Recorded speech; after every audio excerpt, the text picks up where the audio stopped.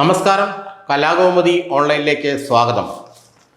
സാക്ഷാൽ KC വേണുഗോപാലിൻ്റെ ഗ്രൂപ്പിനെ കേരളത്തിൽ സമ്പൂർണമായി വെട്ടിനിരത്താൻ VD സതീശന് കഴിഞ്ഞു എന്നത് ചില്ലറ കാര്യമല്ല.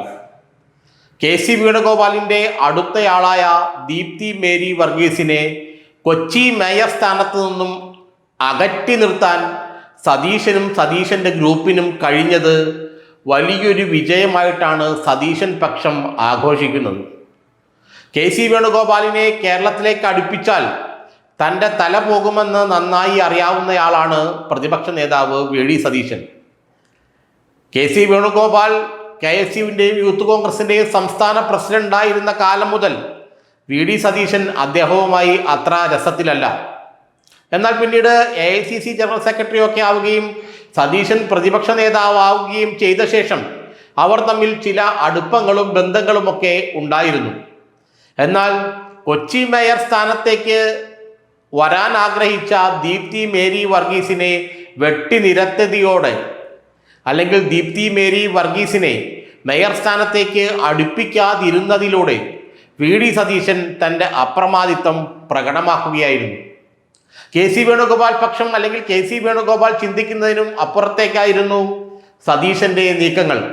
എറണാകുളം ജില്ലയിൽ, തൻ്റെ തട്ടകമായ എറണാകുളം ജില്ലയിൽ KC വേണുഗോപാലിന് സൂചി കുത്താൻ ഇടം നൽകില്ല എന്ന് നേരത്തെ തന്നെ VD Satheesan തീരുമാനിച്ചതാണ്.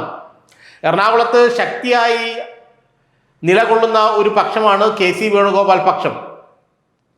KPCC general secretary MR Abhilash, മുൻ KPCC ജനറൽ സെക്രട്ടറി അജയ് തറയിൽ തുടങ്ങിയവരൊക്കെ KC വേണുഗോപാലിൻ്റെ ഒപ്പമാണ്. അതിൽ പ്രധാനപ്പെട്ട ആളാണ് Deepthi Mary Varghese. KPCC general secretary കൂടിയായ ദീപ്തി മേരി വർഗീസിനെ മേയറാക്കും, അല്ലെങ്കിൽ അവരെ മേയറാക്കേണ്ടി വരുമെന്നാണ് പലരും കരുതിയിരുന്നത്.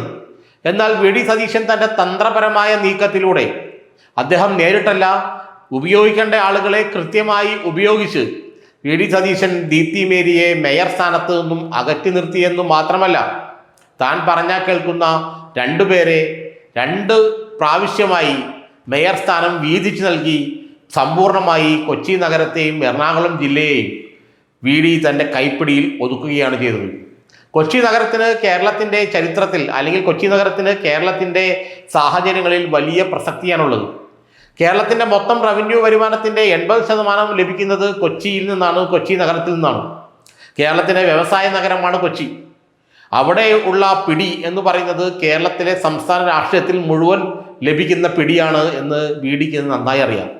അതുകൊണ്ട് തന്നെ ഒരു കാരണവശാലും KCയുടെ ആളെ അവിടെ അടുപ്പിക്കില്ലെന്ന് അദ്ദേഹം തീരുമാനിച്ച് ഉറപ്പിക്കുകയായിരുന്നു. അതോടൊപ്പം തന്നെ മറ്റു ജില്ലകളിലും KC വേണുഗോപാലുമായി അടുത്തു നിൽക്കുന്ന ആളുകളെ പരമാവധി ഒഴിവാക്കാൻ ശ്രമിച്ചു എന്നുള്ള പരാതി ഉയർന്നു വരികയാണ്. A ഗ്രൂപ്പും I ഗ്രൂപ്പും ഒരുമിച്ച് നിന്നുകൊണ്ട് KC വേണുഗോപാലിനെ വെട്ടുന്ന കാഴ്ചയാണ് എറണാകുളത്ത് അടക്കം കണ്ടത്. അത് ചില്ലറ വേദനയല്ല KC വേണുഗോപാലിന് ഉണ്ടാക്കിയിരിക്കുന്നതെന്നാണ് അദ്ദേഹത്തിനോട് അടുത്ത വൃത്തങ്ങൾ പറയുന്നത്. Aയും Iയും ചേർന്ന് KC ഗ്രൂപ്പിനെ വെട്ടുന്നൊരു സാഹചര്യം, അതും താൻ ഹൈക്കമാൻഡിൽ ഇത്രയും ശക്തനായിരിക്കെ അങ്ങനെ വെട്ടുന്നൊരു ചിന്തയെ അദ്ദേഹത്തിൻ്റെ മനസ്സിൽ പോയിരുന്നില്ല.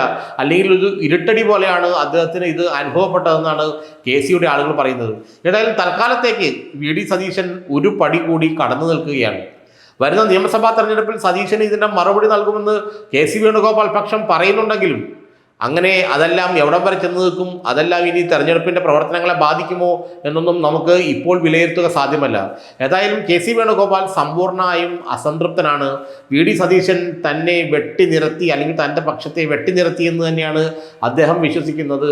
അതുകൊണ്ടൊരു തിരിച്ചടി KC വേണുഗോപാലിൻ്റെ ഭാഗത്തു നിന്നുണ്ടാവും. അത് നിയമസഭാ സീറ്റിൽ സ്ഥാനാർത്ഥികളെ തീരുമാനിക്കുന്ന കാര്യത്തിലായിരിക്കുമെന്ന കാര്യവും ഉറപ്പാണ്.